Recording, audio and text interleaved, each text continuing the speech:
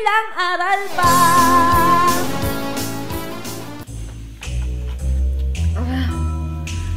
Shucks, wala na akong maisip. Hindi ko na alam susulat ko.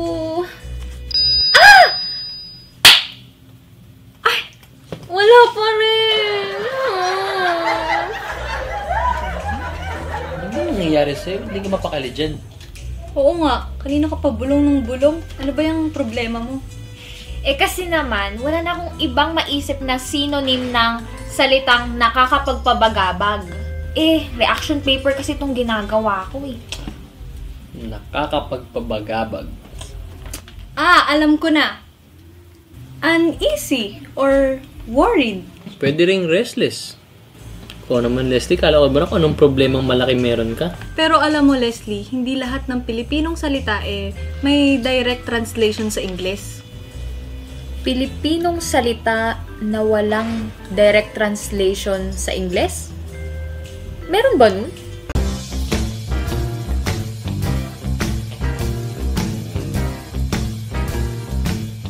Ang wikang Filipino ay mayaman sa salita. Kinapapalooban ito ng iba't ibang dialekto gaya ng Bicolano, Kapampangan, Cebuano at iba pa. Halos lahat ng ating salita ay maaari nating isalin sa iba't ibang dialekto, halimbawa. Kapag ang salitang maganda sa Tagalog ay isalin natin sa Bisaya, ito ay magiging guwapa.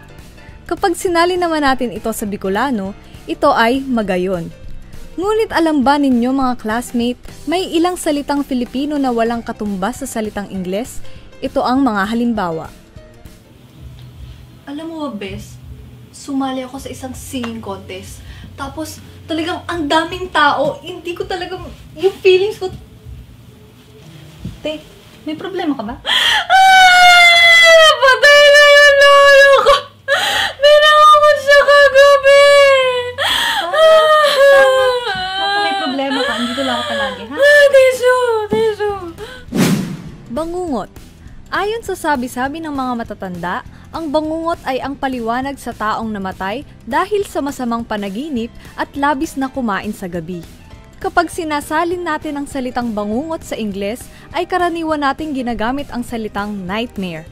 Kapag tinignan natin ang ibig sabihin ng dalawang salita, ay hindi ito magkahalintulad. Dahil ang salitang nightmare ay tumutukoy lamang sa masamang panaginip. Casey! Ano kasi? Teka lang. Nakita ko kasi yung crush ko! Kinikilig talaga ako to the bones. Grabe! Grabe? Talaga? Huwag magpahalata. Huwag overacting. Baka malaman nila. Kinikilig talaga ako. Promise. Kilig. Ito ay ang pananabik na makita ang isang tao at may romantic feelings. Kapag sinali natin ito sa Ingles, kadalasan ay ginagamit ang salitang tremble. Kapag hinambing natin ang dalawa, ay hindi akma ang kahulugan. Dahil ang tremble ay ang pagninig o paggalaw ng katawan lamang. Jacob! Basa! Mama, pasensya na. Pasmado kasi ako eh. Habit ko na kasing mag-cancel ng uniform bago maligo. Hindi mo sinasabi ka agad. Jacob! Ayan. Pasma. Ito ang tawag kapag ang parte ng ating katawan ay nababad sa mainit at biglang ma-expose sa lamig. Kapag sinalin ito, ginagamitan lamang ng term na spasm. Ito ang general term sa namumulikat na kalamnan, hilab at iba pa at walang direct translation ang salitang pasma sa Ingles. Teka, Casey. Naku! Nasaan na yung Kwan? Naku, yung Kwan naiwan ko sa bahay. Anong Kwan? Kanina ka pa Kwan ng Kwan, hindi kita maintindihan. Eh, kasi nga yung Kwan. Ano bang tawag doon? Nakalimutan ko. Basta, tara na. Kwan. Ang salitang kwan ay kadalasan nating sinasabi kapag nakalimutan natin ang pangalan, halimbawa ng isang bagay o ng isang tao. Kapag sinalin natin ito sa Ingles, ito ay Kapag hinambing natin ang dalawang salita, ito ay magkaiba. Dahil lang ay ang expression sa Ingles kapag wala tayong masabi. Pero minsan, karaniwan na natin hinahalintulad ang dalawa. Uy, Casey, bakit di mo pa kinakain ang pagkain mo? Lagi na lang kasi ito nakakaumay. Ako din nauumay na. Gusto mo, palit na lang tayo.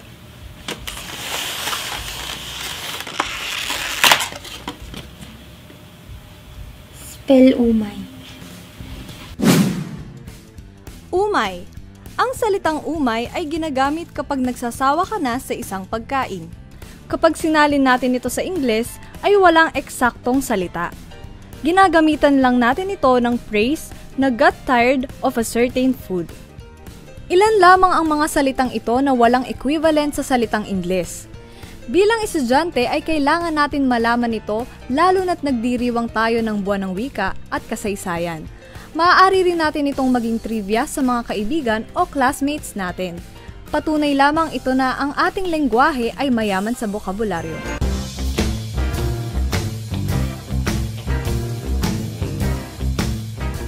Classroom, sige lang aral pa.